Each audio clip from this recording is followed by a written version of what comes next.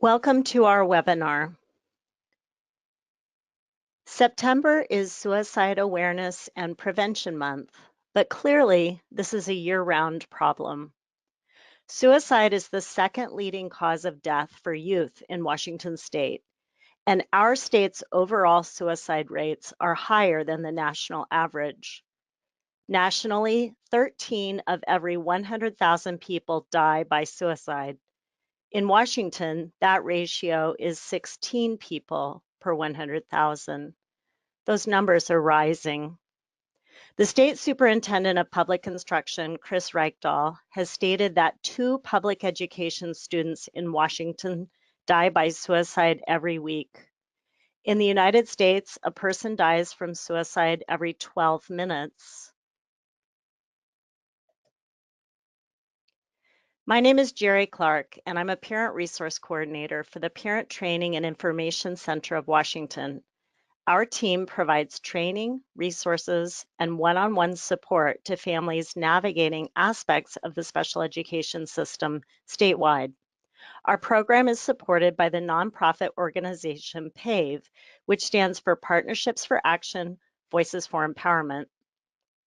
Pave provides information, resources, and direct support to Washingtonians with a variety of needs related to disability.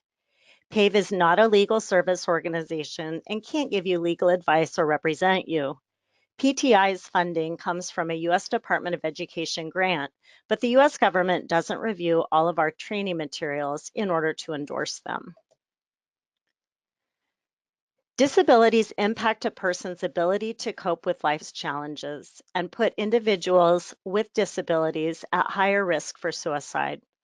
A youth with an Individualized Education Program, IEP, in the Emotional Disturbance category of disability might struggle with a mental health condition that makes suicidal thinking a regular part of school and life struggles. Individuals with autism, intellectual disabilities, or other physical limitations also can struggle, and feelings of being excluded or different can contribute to suicidal thought processes. In my work as a parent resource coordinator, I'm getting to know parents who are terrified that their children are going to end their lives. Some have already tried in serious ways. These parents and their children are crying out for help, while resources in mental health care in many communities are critically underserved. A variety of grassroots movements are underway to improve treatment options and funding for mental health care in Washington state. I'm also part of a group called Mothers of the Mentally Ill, MOMI, and you are welcome to reach out to me through Pave or to find this group on Facebook for more information. I'll provide a slide at the end of the webinar about MOMI. Today's webinar is designed to give you a few ideas about what you can do right away to support someone who may be at risk for suicide. In addition, we'll look at ways to build a more compassionate culture in your school and community. Of course, you should always seek professional medical help as soon as possible and call 911 or go to a local emergency department for crisis care. I'll provide resource phone numbers and places to go for more information at the end of today's presentation. The most important thing to remember is that talking about suicide does not make it more likely to occur. Learning to talk about suicide in an open, honest, and compassionate way is critical to saving lives. Earlier this year, the Office of Superintendent of Public Instruction, OSPI, surveyed the state to determine educational priorities. The survey had a high turnout with more than 30,000 respondents. The clear #1 priority for everyone who filled out the survey was that students receive more direct support in mental health, counseling, and advising.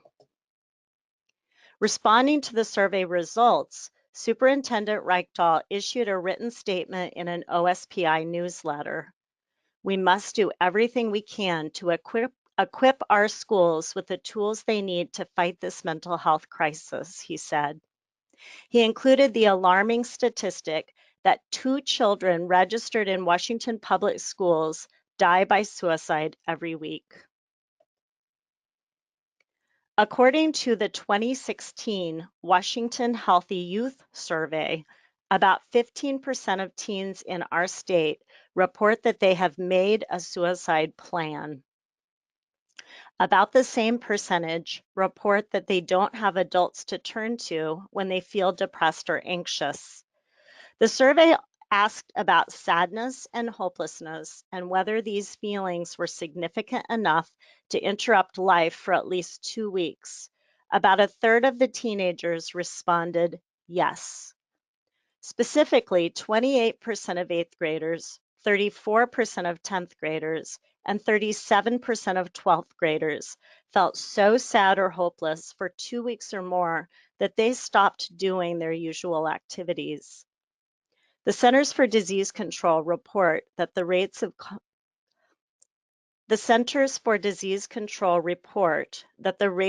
completed suicide are on the rise in every region of the state. My own awareness about the threat of suicide is personal. My son tried to take his life by jumping from a highway bridge into the Columbia River in January of 2017. He spoke publicly this summer about his experience for a radio report that was prepared for Austin Jenkins of the Northwest News Network, an affiliate of National Public Radio. In that August 27th broadcast, Calvin stated that as soon as he hit the water, he knew he wanted to live. Like many individuals who attempt suicide, Calvin knows that he didn't really want to die. He wanted help. He needed medical interventions that weren't available. In my work as a mom, I've been dismayed by the lack of support when I've tried to find help for my son. My smart, talented, compassionate boy tried to die by jumping off a bridge, and even that traumatic cry for help did not get him immediate access to the level of help he needed. He currently is participating in a state program called PACT, Program of Assertive Community Treatment. You can research PACT online through the University of Washington website. This evidence-based program is helping him, but it's a small program that needs a lot more funding and staffing to be broadly available statewide. OSPI provides resources and support through the School Safety Center to help inform schools in the development of suicide prevention plans. OSPI's website also contains practical information for families, including this checklist of warning signs that a youth might be acting on a plan to commit suicide. Giving away possessions, isolating themselves, or suddenly finding cheerfulness after a long period of depression can be risk factors that family members, friends, or school staff might notice. If you are afraid for someone or for yourself, your instinct is communicating an important message, and you should respond to those instincts. We'll talk later about the basic steps for offering first aid to someone who might be experiencing a mental health crisis. But first, I'd like to back up and offer a broader view on the topic of suicide. Everyone can agree that a person contemplating suicide needs help, but how to get that help and how to find help that is meaningful and appropriate can be complicated. Let's take a look at how we might define the problem of suicide. We can ask, are feelings of sadness, hopelessness, and despair the problem? Let's consider some causes of despair. Loss is a big one. You can lose someone you love, a pet, a job, a home, your mental or physical health. Major loss creates physical sensations of pain. Trauma contributes to despair. People who have suffered a frightening event or abuse can feel empty or believe they don't belong. Violence is a subset of trauma. Being a victim of violence or witnessing a violent act can lead to a despairing attitude toward life. Burden is a form of despair. A person can lose a feeling of contribution or value when life feels overwhelming. Mental illness itself can cause neurochemical sensations of despair and depressive episodes that can trigger suicidal thinking. In extreme cases of mental illness, neurochemical imbalances or neurological damage can create hallucinations and delusions that direct a person towards suicide. In these situations, direct medical intervention is critical. Whether the cause is from something happening outside a person or in that person's own thoughts, a feeling of despair itself will impact the brain and its ability to think and problem solve. The stronger the feelings, the more difficult it is for a mind to find a way out of its own darkness. The problem is that even if we recognize these triggers for despair, we as a society cannot eliminate them. They are part of our human condition. If we can't eliminate the causes for despair, what can we impact? Response. We can change the way we respond to despair, and we can change the way we respond to the changing circumstances, both external and internal, that contribute to despair. In fact, our human ability to sculpt creative ways of responding to our environment is part of what makes us unique. In July of 2017, two middle schoolers were swept away from the shore in Panama City, Florida. Family members and concerned strangers tried to help and got swept into the rip current. One creative young adult and his wife started shouting, "Human chain, human chain." At least 80 people linked arms to reach out to sea and connect with the struggling swimmers, passing them one by one back toward the beach. The metaphor of this unique event works well for a conversation about suicide. Anyone who has been mired in depression understands that despair can feel like drowning. A single person might be the lifeline to save you, but can you imagine an entire chain of people connected to one another, offering you their interlocked hands to bring you back from the brink? Consider how you might start a conversation about how members of your community can link arms to create crisis response systems that are rooted in compassion and intentional human connections. Albert Einstein wrote that separation is an optical delusion. In other words, we as humans cannot separate ourselves from one another and survive. Modern neuroscience has determined that a person's brain expends about 80% of its energy trying to figure out how to connect with other people. One of the main ways we do that is by finding out how to contribute or help each other. Behavior specialists recognize this and often recommend that a struggling student find a special job in class. This human need to connect explains why inclusion principles are key in special education law. Everyone needs to feel a part of something larger than the self. I believe that appropriate response systems need social and emotional development at multiple levels, from the individual to public systems, and that human relationships are critical at every level. As individuals, we all need self-care skills that make room for normal emotional states that can be uncomfortable.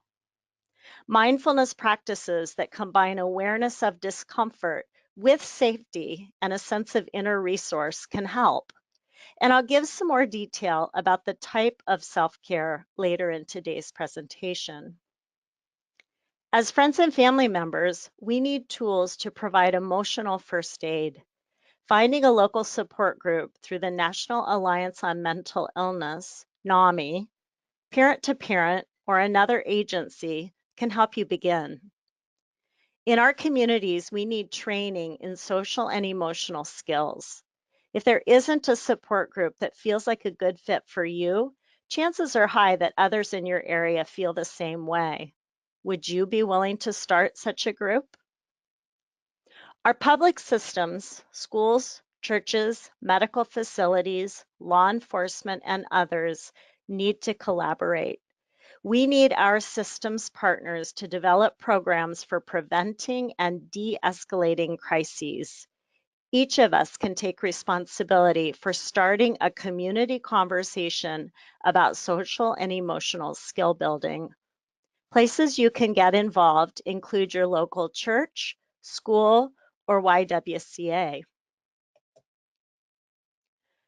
You can also research whether your area has an active group of the Family, Youth, and Systems Partners Roundtable called FISPERT, which is a place to be heard and contribute your experiences to a statewide conversation about what's working or failing in our state's mental health systems.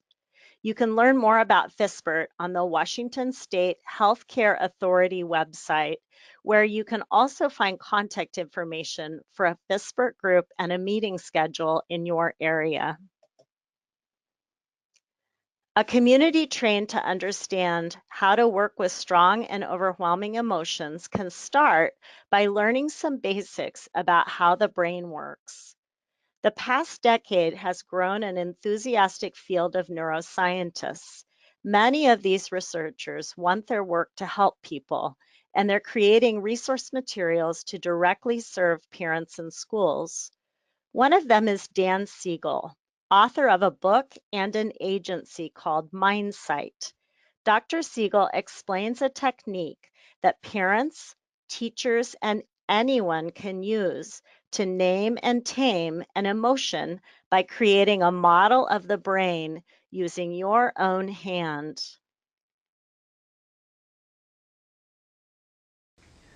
One of the most rewarding experiences for me has been to study brain science and apply it to the experience of parenting.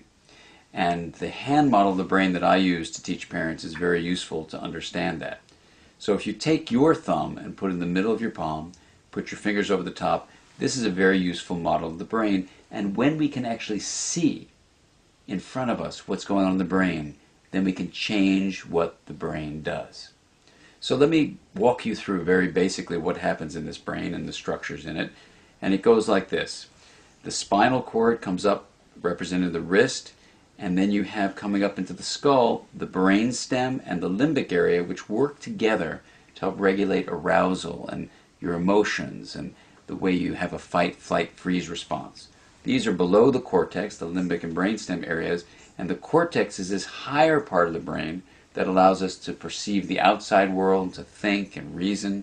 And this frontmost part of the brain, right behind your forehead, so the person's oriented like this, is actually the part that regulates the subcortical, limbic, and brainstem areas. This regulation is very important because sometimes we can have all sorts of things happen in our life. We're tired, we're exhausted, someone pushes a particular emotional button, and we can flip our lids. So rather than being tuned in and connected and balanced and flexible, we can lose all of that flexibility, even lose moral reasoning, and act in ways that are terrifying to others, including our children. Now, you can actually bring yourself back online and come back to the high road and make a repair with your child, and that's important to explain to them. And you can also use this hand model of the brain to explain to children, even as young as 5 and 6, how to understand when their emotions are rising up from the brainstem and limbic areas here, and how it's overriding the prefrontal area and making it so they may be about to flip their lids. So I've had kids come tell me that they're about to go flip their lids and they need a break. They need a timeout. And by even just naming that, they can tame it. And that's the power of using the hand model for ourselves and our children to help us all make sense of what goes on in the emotional communication that we have in the course of day-to-day life. It's helpful to understand that someone who is acting suicidal might have a flipped lid. Safety, calm, and quiet are critical for the problem-solving part of the brain to come back online. This might take a while, and emotional first aid can include simply breathing deeply with the person in crisis in a safe space until you can get more help. Understanding that we impact the energy of others is important if we want to provide appropriate crisis response. Here's an experiment you can try in almost any setting. Simply breathe intentionally and deeply, and imagine that you are beaming out a field of calm energy from your heart. Take a look at this slide, and you can remember this image or another favorite scene anytime you practice breathing with intention and beaming that calm feeling from your heart. Getting good at this simple technique can be a baby step toward building a community that can respond to despair. How we choose to breathe and to be with one another matters tremendously.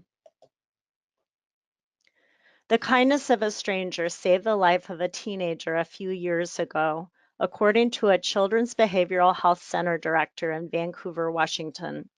This young man had designed a suicide plan, but decided first to wander around and look for what he called a sign from God. He described the people who averted their eyes or crossed the street to avoid him in his discomfort. When he sat on a park bench near a playground, a young girl brought him a little bunch of flowers that she had picked and handed them to him. "What's this for?" he asked. "You look really sad," she replied, "and no one should be so sad at a playground." The center director who shared this story with me says that the teenager went home to his family, got help, and is now doing well. Dr. Bruce Perry, whose work supports school initiatives related to trauma recovery, says relationships are the agents of change, and the most powerful therapy is human love. I encourage all of you to play a role in making sure that every youth you know has a person at school who is a safe person, someone to check in with every single day. Having that person to consistently and open-heartedly ask how you are doing can make a huge impact on the life of a student.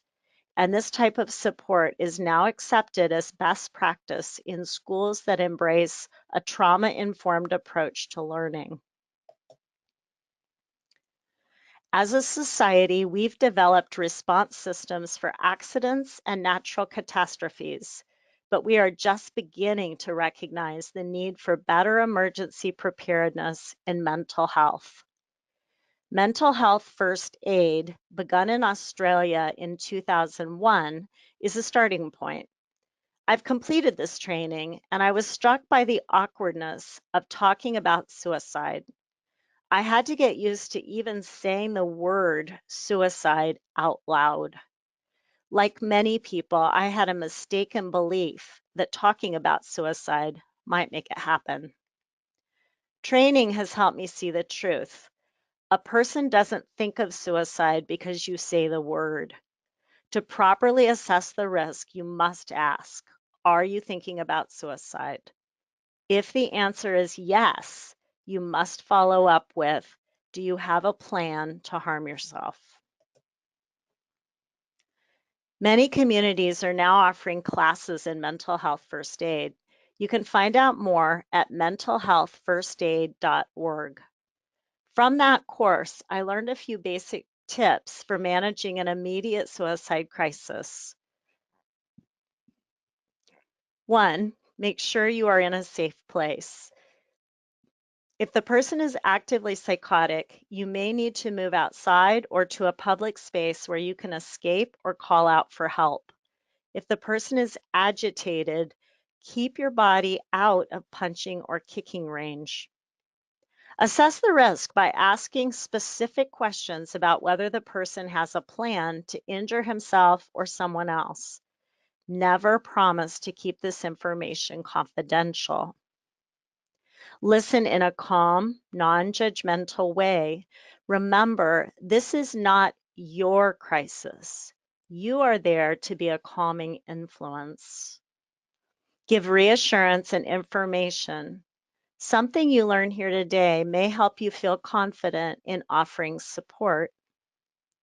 Encourage the person to call for professional help or offer to make that call yourself. Also, encourage the person to consider what supports or self-help strategies he or she might already know. Neuroscience can provide some additional ideas for understanding how to help yourself or someone else experiencing a mental health crisis. In 2017, I participated in an online course called the Neuroscience Training Summit, sponsored by Sounds True Records. A phrase I learned changed my thinking in a radical way: empathy for your future self. The day that I learned that phrase, my family was in trouble and I felt hopeless and helpless. I wasn't okay with how I felt. I used this idea to make a list of things that I might do to cultivate empathy for myself: dance, plant flowers, play music, connect to nature, and simply contemplate what self compassion might feel like. I decided to get really literal with the experiment, so I planted bulbs. As I stared at the little green shoots, I imagined the day that they would bloom and pictured myself saying, "Thank you." It was kind of an odd feeling, but I could imagine that I would enjoy that day and that it would be interesting to look forward to. A few weeks later, when the daffodils bloomed, I thanked my past self again. This view of myself across time was healing and meaningful, and I've shared this idea with parents struggling to find something to do right now, today, to help children who are struggling to find a reason to hang on to life. Take a moment to think about how you might use this tool to help yourself. What can you list that might help you cultivate a feeling of empathy toward yourself across time? If you want to, you can make a few notes that you can refer back to later.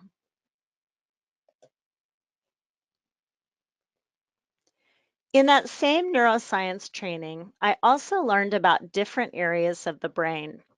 I learned that there are impulsive parts of the brain that struggle to tolerate discomfort and seek immediate relief.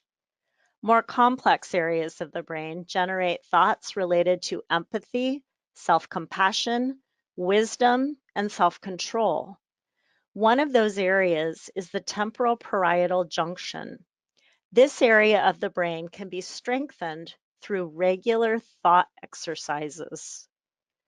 I learned that by thinking and planning for the future and cultivating feelings of empathy toward my future self, I could activate and strengthen my brain's ability to delay gratification and hang in there. A strong temporal parietal junction helped me broaden my perspective and see my emotional pain as a temporary state.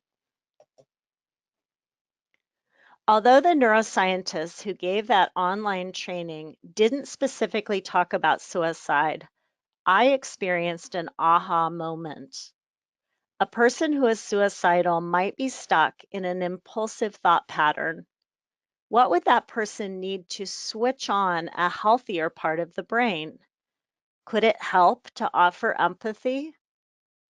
One neuroscientist suggested a phrase like this to turn on empathy in the brain: "I understand that what you are going through is difficult."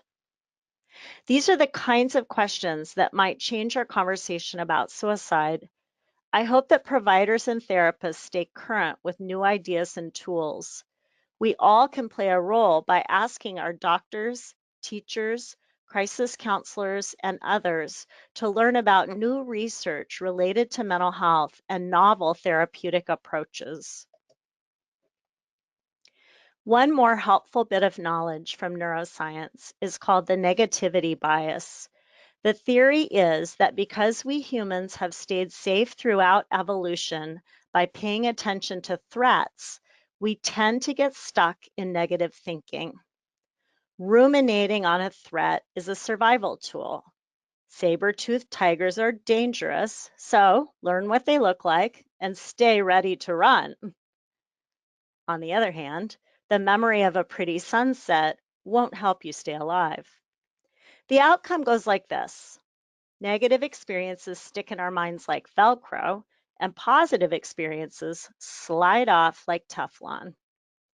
The way to override this survivalist technique of the brain is to spend more time contemplating what's going well. You can develop an inner resource by truly noticing with all of your senses when you are having a positive experience. For example, if you're watching a beautiful sunset, notice everything about the experience.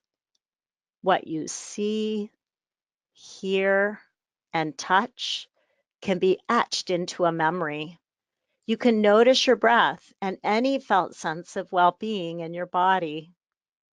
The more attention you put into creating this mental painting, the easier it will be to return to this inner resource of memory when you need a boost later.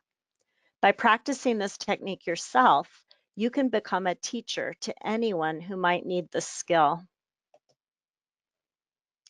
I learned in a trauma-informed yoga training that the difference between illness and wellness is the same as the difference between I and we. We need to take care of ourselves, and we need to take care of one another. It takes a community linked together to support each of us as individuals. The next set of slides provide direct resources for you to save and share. After today, this webinar will be online at wapave.org for reference. I encourage you to store this phone number in your contacts and share it with your family members. 800-273-8255. The National Suicide Prevention Lifeline, which is available 24/7, is also supported by a website that provides information about how to help someone in crisis.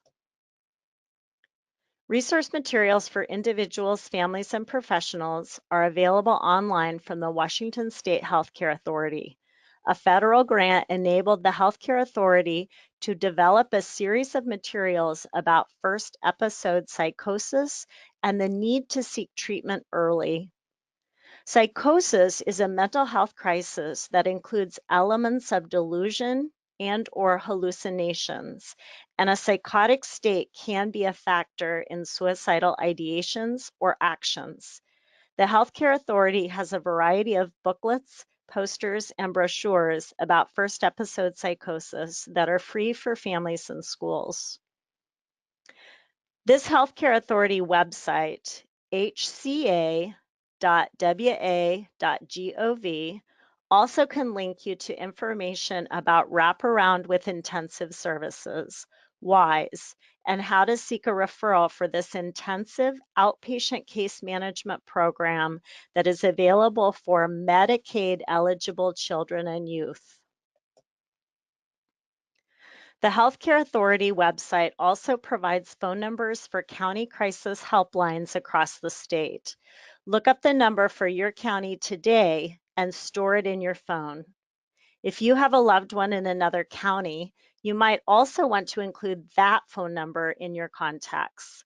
Share those numbers with all family members who might need to call for help.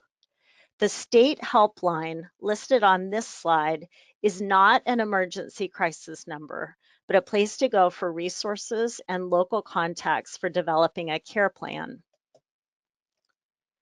Share this number with youth who might need a peer to talk to. This teen run talk line is available in the evenings. Again, I encourage you to research the program before there's a crisis.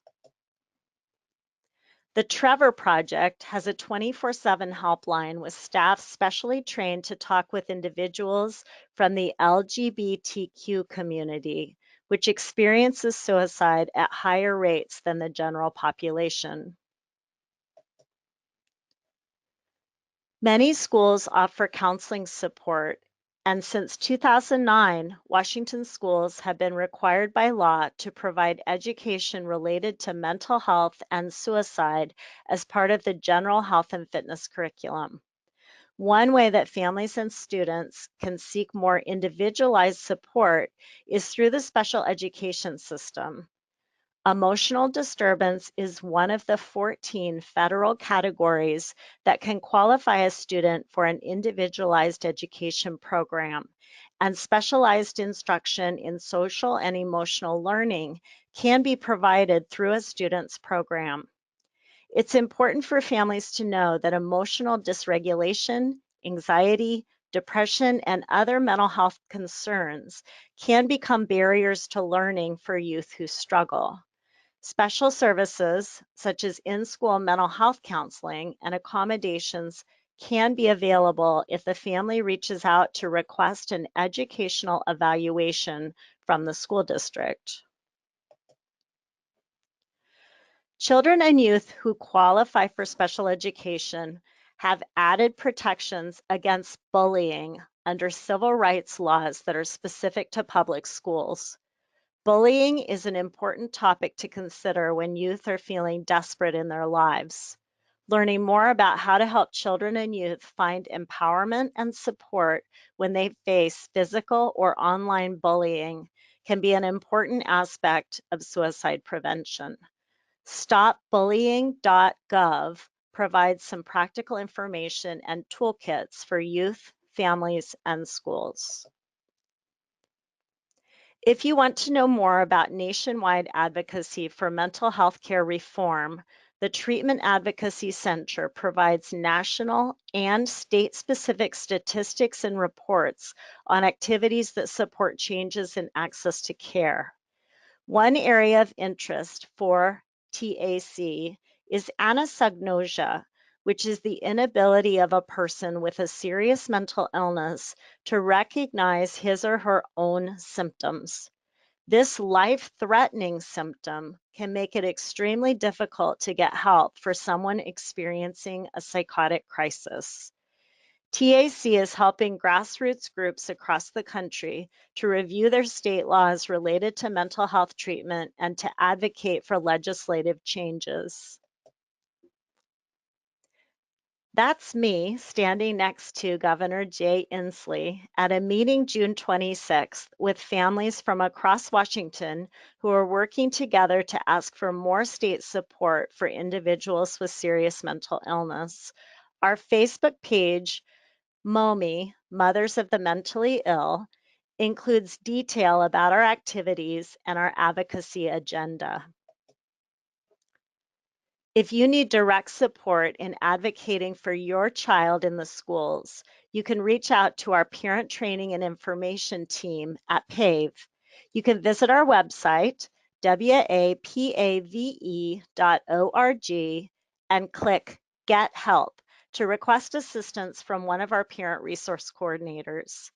We all hope that early identification of trauma or mental illness will bring forth the supports that all children need to build meaningful and happy lives. Thank you for participating in this webinar.